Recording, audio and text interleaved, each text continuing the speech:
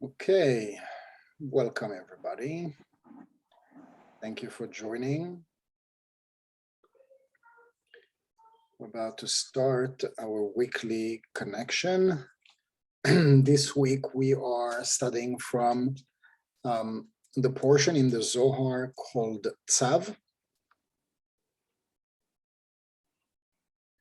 And we are on page 348. So let's get started with the synopsis. Please go ahead, Ellen. Rabbi Yehuda says that any vocalized word below arouses another pronouncement from above that is called the word of Hashem.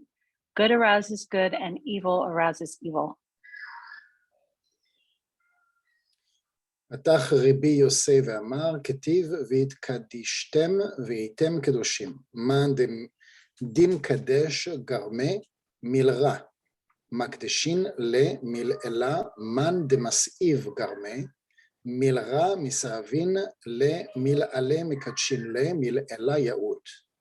דהה קודשה דמערה שריה, עלה אבל מסעבין למען אתר ואי תמה מלעילה וכי מסעבותה שריה לאלה. Rabbi Yossi opened the discussion with the verse, "Sanctify yourselves, therefore, and be holy. He who sanctifies himself below is sanctified from above. He who defiles himself below is defiled from above." He asks, is it well that he is sanctified from above, which means that the holiness of his master rests upon him, but defile him? Whence is he defiled? You say that if it is from above, is there defilement above? אמר רבי חייא, היינו דתננן בעובדה, דילתתה יתאר עובדה לאלה, אי עובדה דילתתה היא בקדושה יתאר קדושה לאלה. ועתה ושריה עלה ויתקדש בה, ואי יהו יסתאב לתתה, יתאר רוח מסעבותה לאלה. ועתה ושריה עלה ואיס תאב בה, דהה בעובדה תליה מילתה. Rabbi Yehuda said, it corresponds to what we have studied, that by a deed below, a deed above is stirred. If the deed below is in holiness, a holiness above is provoked and comes to rest upon that man, and he is sanctified by it. If he defiles himself from below, a spirit of defilement arouses itself from above and comes to rest upon him, and he is defiled by it. It depends upon the man's deed. Thank you. So it reminds me a lot of lessons that we've gone through. Imagine that you're trying to fix your tie, and in order to do a better job, you will use a mirror. But you want to do it differently. And the way that you're going to try doing it today, fixing your tie, is fixing it on the mirror, but not on yourself. So you can try all you want. It's an interesting idea, but likely nothing is going to change because you can't change or fix your tie on the mirror. You can only fix it on yourself. So this is a perfect example on how our life goes on day in and day out. When things are doing well and we are happy and content and fulfilled, then likely we're not interested to fix anything because things are rolling and things are just flowing the way that we want them to. But it is when things are starting to go south that we are not so happy about it. And so we're trying to fix things, but human nature isn't to fix things on ourselves, it is to try to fix them on the mirror. Now, the mirror is just a metaphor for a lot of things. It is for people that are triggering us, people that we don't like, people that are obnoxious and mean and intolerant and hateful, and they are the opposite of what I'd like to become. And in our nature, we would criticize and we would judge and we would get upset and angry and aggravated, especially if we don't know that person, especially if that person is on a screen. It's easy to get upset and to judge a person who's on a screen because you're not communicating with that individual. So whatever is on the news or whatever is on Facebook, social media, on TV, on a commercial, on a billboard, you see something that you don't like. And likely if somebody is doing his or her job in marketing, it is to awaken a reaction. And if that has been successful, awakening a negative reaction, awakening a negative emotion in you, then the first thing that we're going to do naturally, so it's not something that somebody would expect the opposite. It is a normal thing if we're human beings, we're going to react to outer influences. But what the Zohar here is telling us almost sounds like counterintuitive, although it is not, because that's the way that it's supposed to be. So what is the Zohar telling us? I'll share the screen again. If the deed below is in holiness, so it means that if I am doing something right, if I am sharing, and if I'm doing charity, or I'm stopping on the road and I'm helping somebody whose car is broken, or like things like that, right? Like it would be like out of my way, out of my comfort zone, and I still stop what I'm doing. I'm stopping my schedule and I'm stopping what I've had planned to do, and I'm using that moment for the sake of sharing. That action, it's not a thought, because unfortunately we are submerged with a lot of thoughts and intentions about the things that we should do, but we don't necessarily oftentimes act upon them. And so we're not talking about the intentions and the thoughts, because we don't harvest any positive energy with those. Although they could be part of, they could be the means to the end, but as long as we are not completing the task with an action, then it remains on the state of potential. And so when the act has followed through a thought, a desire, into an action that has generated positivity, in that moment, we have created a positive force. Now that positive force is going to have its boomerang effect, the same as negative things that we do, right? And so the thing is that we do not know when the impact is going to be.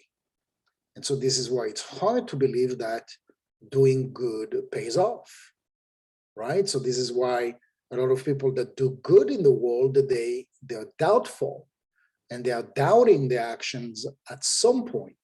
It's not a matter of if, it is a matter of when they're going to doubt their action, because right now everything is great, you're motivated, and you get appreciation and thankful and whatnot, but then at some point, things don't go the way that you expected. And I see this in charities, and I see this in the world arena, where this party or this nation or this neighbor or this friend or this family member is super close to you because you are kind and you are generous and you are hosting and you're the one that does most of the sharing. And I'm sure that there is at least one relationship like that you can think of, where you are mostly playing the role of the light, like you're the most concerned about sharing and not so much about receiving. You don't really pay attention so much about what you're going to get in return, because you just want to share with this person. And so as long as you do that, everything is great and flowing, and this person loves you and appreciates you and sends all sorts of words of kindness, etc. But then you go through a moment of strife or aggravation or whatnot, or for a window in time you have less means to host or to be generous or to help in some ways financially and what other means. And suddenly you realize that all this circle of people that were gravitating around you, they're just out of touch, or they disappeared, or they're not there anymore. And so obviously when we are having in our mind, if the deed below is in holiness, and it is in your nature to be in this way, you need to do the best that you can to remain in that space, no matter what happens.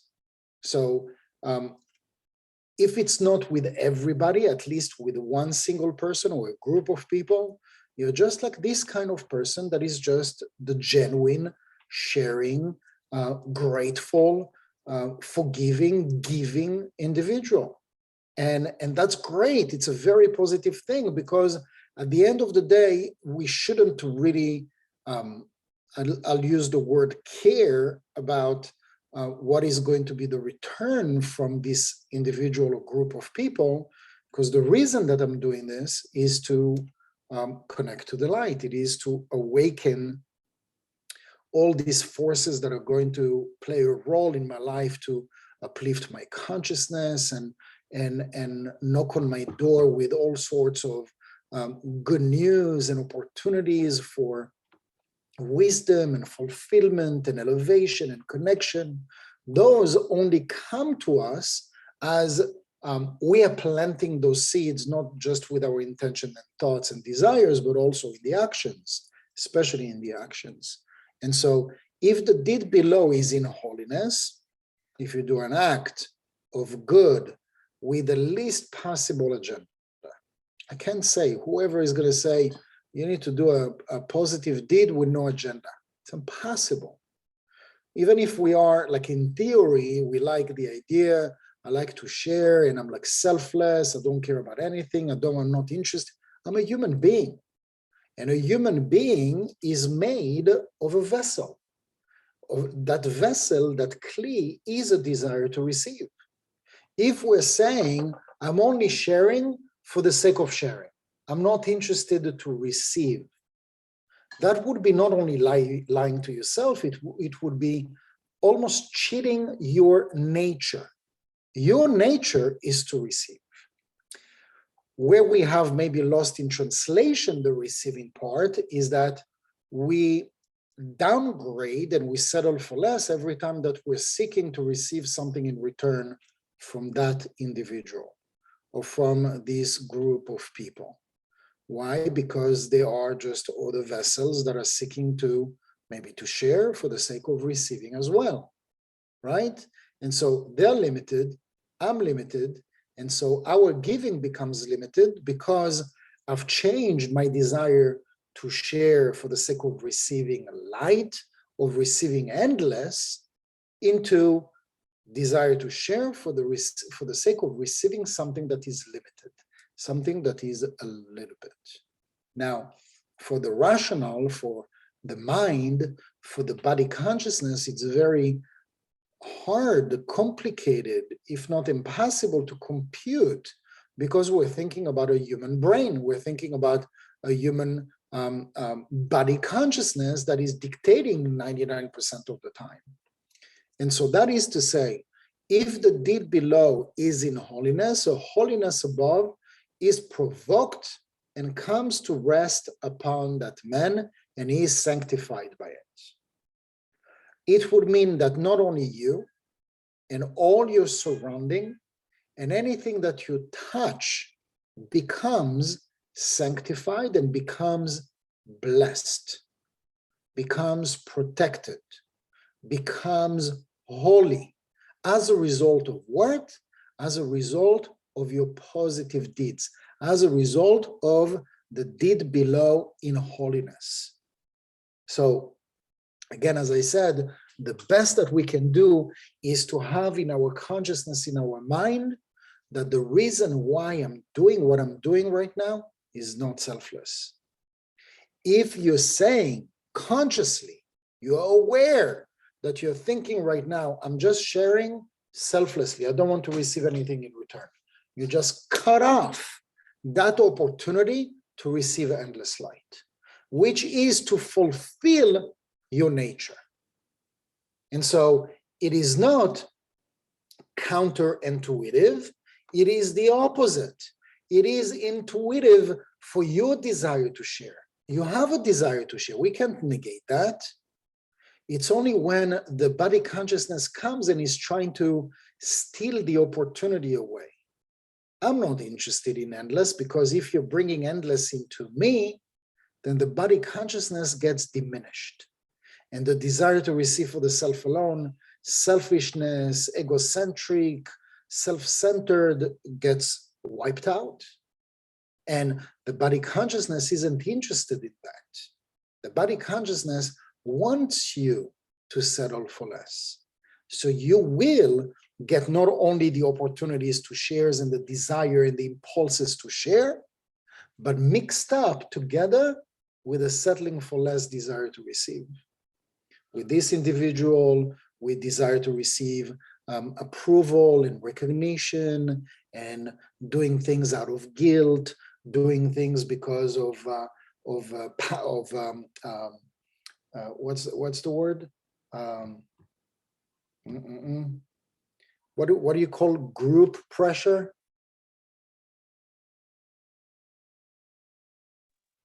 Peer pressure? Peer pressure, thank you. So there are all these tricks that the opponent is playing on us, and the body consciousness is in tune with the opponent, with Satan, to settle for less. Those desires, those pure desires, your desires to share, you should know and you should give yourself credit that your desire to share comes from your inner being, that is the soul, and is pure. All your desire to share, with no exception, they stem from purity. There is no desire to share that comes from the opposite, because the opposite has zero desire to share. It's purely desire to receive. And so in understanding that, we would want to become more alert and more awake, that when and each time that I have a desire to share, there is going to be a force, an opposite force that is going to be awakened, that is going to want a piece of that. And majority of times, it's not getting a piece of that. It's getting everything. It's getting everything because it makes you, it nurtures this desire to share with all sorts of forces. There are even angels which power is to push you to do an action. There is an angel, I think I mentioned it in some of the classes, his name or her name, whatever you call it. I don't know if there is a gender to angel. We're not going to get into this debate now. The nature of this angel is, or the name of this angel is Dachafiel, which comes from the word dachaf, litchof, which means to push. Now, this kind of angel is not a negative angel, but it's not a positive angel either. It is an angel that is in the middle, that can play both roles. So its nature is to push you. So if you have an impulse, it's not going to be activated as long as you don't have a desire to do something. As soon as you have a desire to do something good or bad, that is the role, the program of this angel is to push you to do that thing. So it is possible that it is to do a positive action of sharing or volunteering, or going outside to clean out the snow, even though you're super lazy and you don't want to because it's super cold. It's going to push you because you're like, it's like on the scale, you want more because you need to, otherwise you cannot get out. You have to do it. Now, that force can also push you to be lazy because this one is tipping the scale of not going to the gym, of not working on, your diet or whatnot, or not reaching out to your friends or to your neighbors or to your family because you're introvert or because you're shy. whatever decision you make, this is the job of this angel. So it's phenomenal. It's really, and imagine that there are hundreds of thousands of angels, and each one of them has a program. And this is just one of them. So obviously, most of the time, we're taking credit for our actions. Look at me, I just did this thing and this charity and this going out and helping a friend. Maybe there is like a shared profit of whatever was concocted in this story, but rarely it is us, like 100% of us. Even the ideas mostly don't come from us. So we are plugged into this web. Imagine like this, we're talking about the world, the website, or today they're talking about WW3, which is like the new internet or whatever.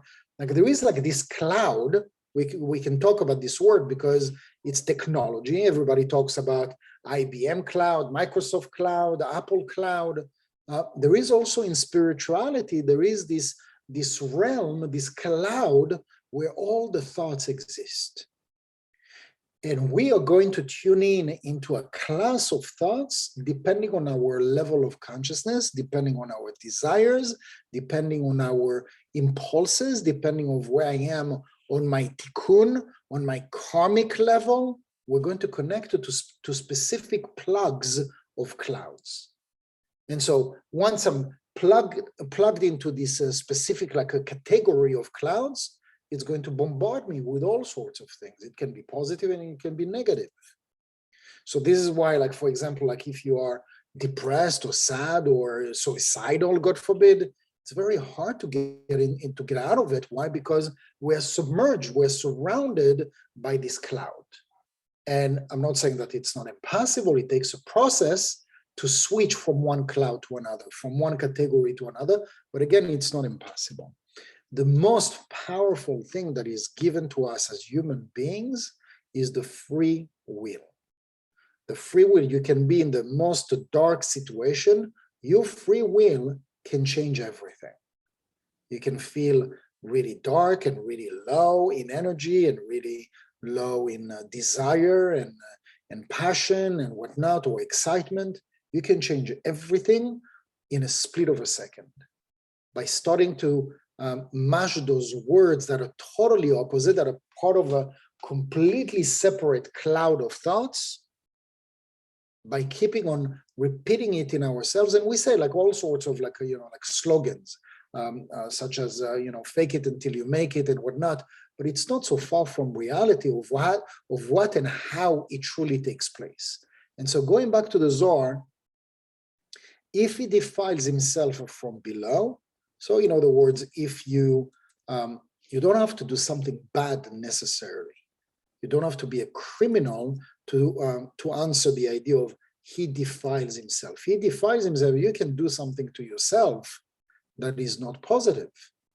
You can dwell in self-pity. You can dwell in the past, in victimness, in blame. And it's not affecting anybody else. And so when there are people that are trying to take you out of it because there are some sort of angels that are sent to take you out of what you're doing to yourself, and you can say, but I'm not bothering anybody. I'm just doing this to myself, right? So we think that, obviously, but the truth is, there is no such a thing. There is no such a thing as I'm doing something to myself. Why should you care? It's none of your business. It is our business, because if in some ways we are connected, and it doesn't have to be family members, doesn't have to be parents and children, doesn't have to be brothers and sisters, it can be good friends, it can be neighbors, it can be co-workers. If we have daily dealings with each other and I'm hurting myself, and I'm not talking necessarily about physical things to hurt myself, can be emotional. Stabbing myself emotionally or dwelling in a negative state of mind is hurting more than me. So therefore, I cannot say I'm doing this just to myself. In Kabbalah 1, we're even telling the story about the guy that is on a boat with another guy, and this guy like drills a hole underneath his chair, and the other guy says, "What are you doing? Are you crazy?" And this guy says, "What do you care? I'm doing this just under my chair." And the other guy says, "No, you're doing this to the whole boat. We're all going to sink." Energetically, it's the same thing. It's the same thing. So the opposite, or I would say like, far-fetched opposite, it says that when a righteous comes into a room or comes into a nation, he uplifts the consciousness of everyone. Even if the people that are present, they don't do their spiritual work, the fact that Moses existed in his time, the entire population of Earth, and especially the ones that were in proximity of him, were higher, not just higher, the Zohar and all the writings in the Torah talking about all those people up to the servant, women and children and elderly. Every single individual reached the level of prophecy. They didn't reach the level of prophecy to their own merit. They reached the level of prophecy mainly because they had a leader, a spiritual leader that was around them in their vicinity, and in his merit, he was uplifting that consciousness. Now it says the same about Noah, even though Noah, in his generation, he was righteous, but if he was born in the time of Abraham, Isaac, and Jacob, he would be just like a normal guy. But it says, the Zohar and the Torah says about him, tzaddik bedorotav, righteous in his generation. And it said that because of him, because of his existence, because he was alive in that generation, he uplifted the consciousness of the people. And so this is the opposite of what we said earlier, but that remains true also for you.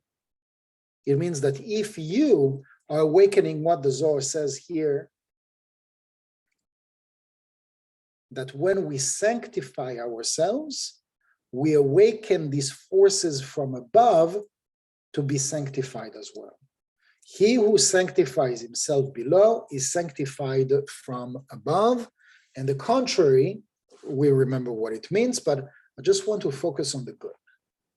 And the good is if you sanctify yourself down below, you will sanctify yourself and everything that is connected to you in the upper world.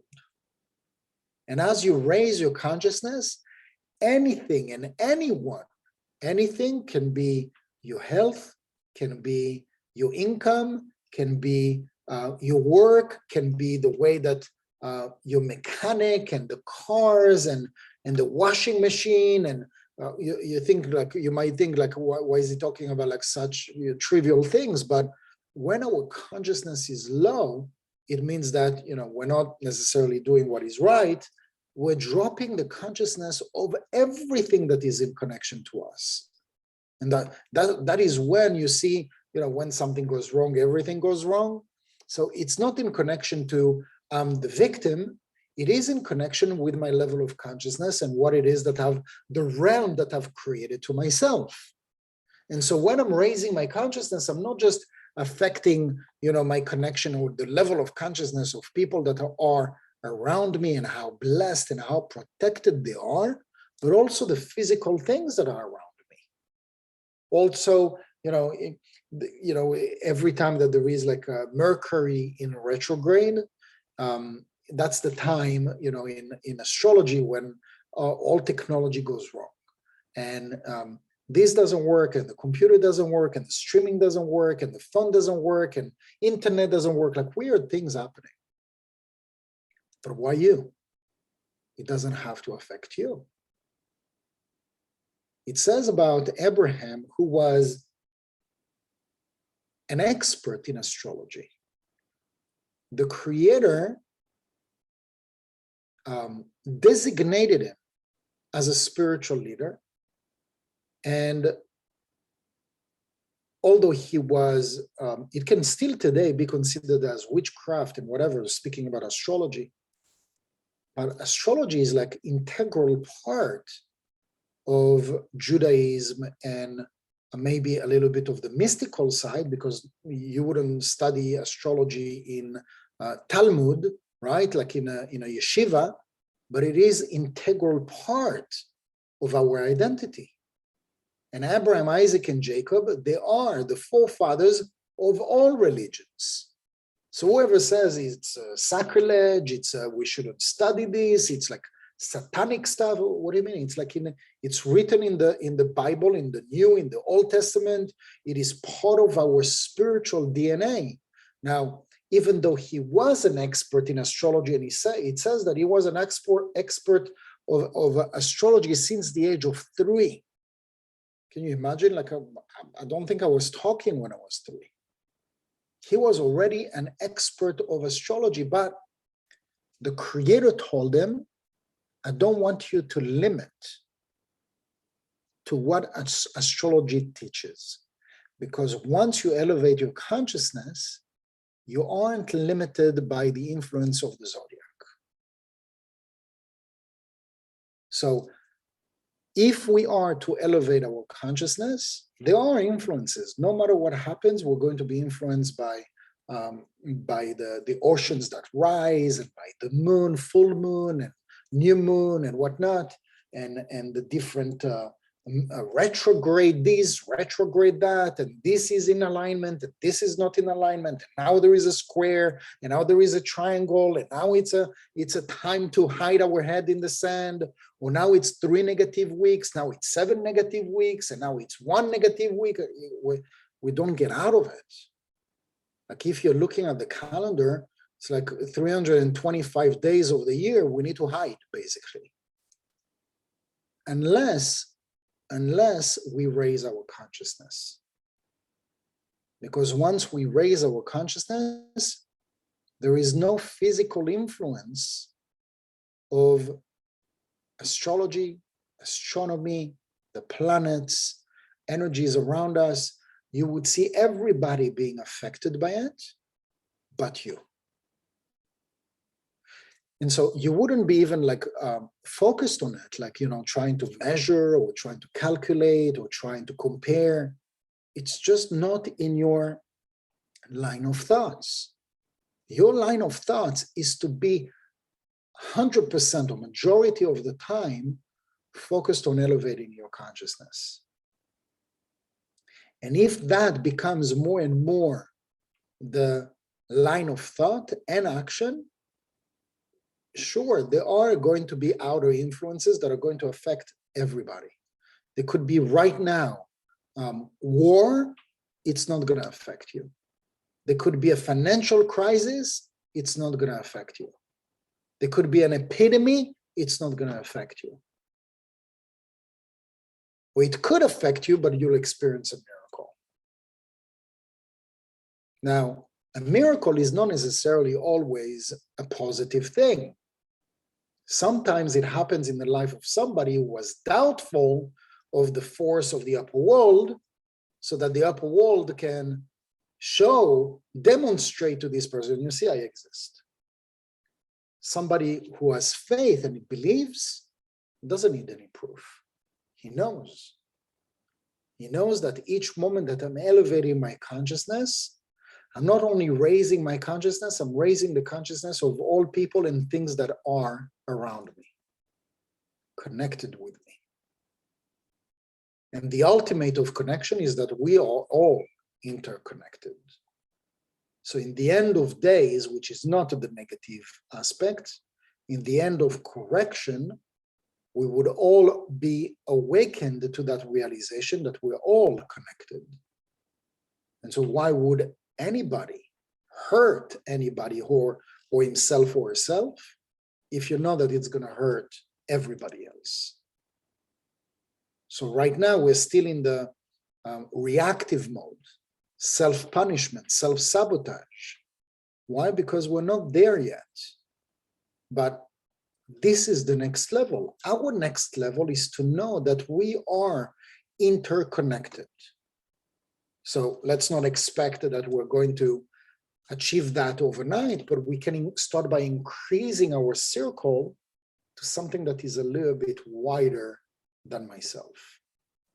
And that would begin by saying, okay, the easiest thing for me to do right now is to go and delve myself in the cabinets and open the cabinets and eat 2 tablets of chocolate and a pot of ice cream because I'm feeling a little bit down or a little bit depressed. And who cares? It's affecting only me. Well, it doesn't work this way. If you're hurting yourself, you're hurting the world. If you are connecting, finding fulfillment, loving yourself, you're elevating the world. So good luck to us, my friends. Any questions?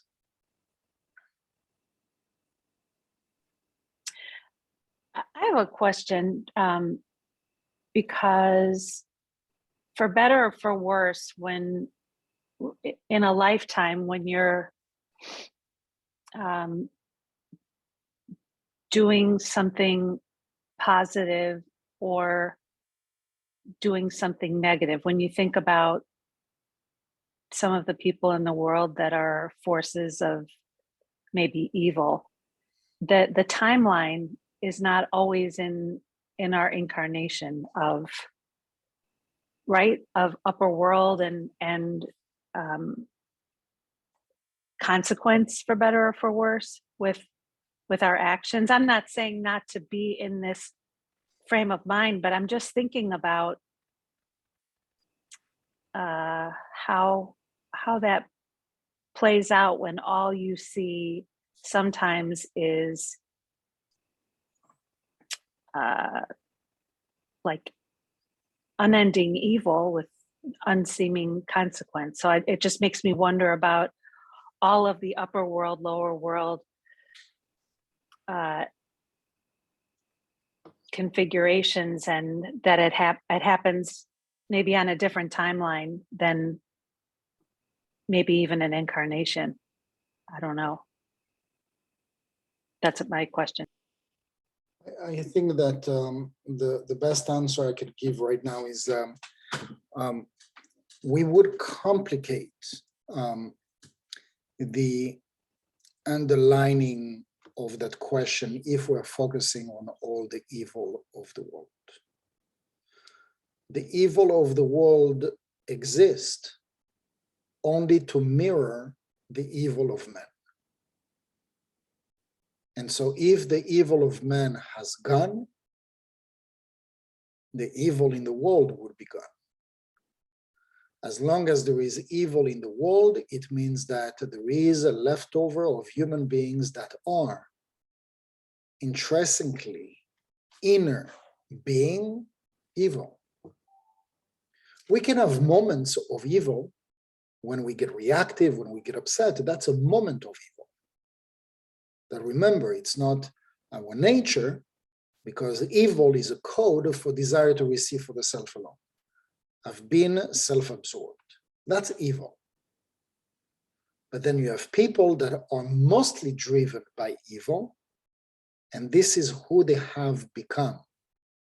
Maybe they were born like this, but if we are not doing anything about it, it only goes stronger and stronger, and it controls the person to do more evil things and worse evil things that they've done before. They always have to outdo themselves. So my answer to your question is, the best that we can do is focus on what I can do in the now. Because when we're talking about free will isn't in the past, and free will isn't in the future, it is in the now. When things are flawless and when things are great, we don't need to activate so much free will. Free will is to be activated when the other side wants to take over with my thoughts, with my desires, with my passion, with my excitement, and wants to drag it down. And my free will sets a boundary and says, no, you're not going to take a piece of me. And we are fighting it and defeating it. And in that moment, I created a positive angel. And in this moment, I created a world for myself or somebody on the other side of the planet that was in darkness, that has a bubble, a moment of positivity, just because you went against your nature. And so when we're talking about all the evil, we can't defeat all evil by ourselves. But we can start defeating the evil that is within us in each moment that is present. And those are endless. We have endless of opportunities in the now. As I said, now it's already 5 seconds ago. I already have a new opportunity. Every present time I have an opportunity to plant a new positive seed, an action, a thought, an emotion, sharing, protecting myself, protecting others from all sorts of evil and wrongdoing in the moment. Not in the past, not in the future, in the now. And it shouldn't be about if I'm basing my actions based on the evil that exists in the world, I'm not going to do anything. I'm not going to do anything because what's the point? So much evil. But I can already start by changing my reality, my existence, by changing the present in my own life. For things that are not where I'd like them to be, and I'm leading them towards there with what I'm doing and what I'm deciding to do and to change in the now.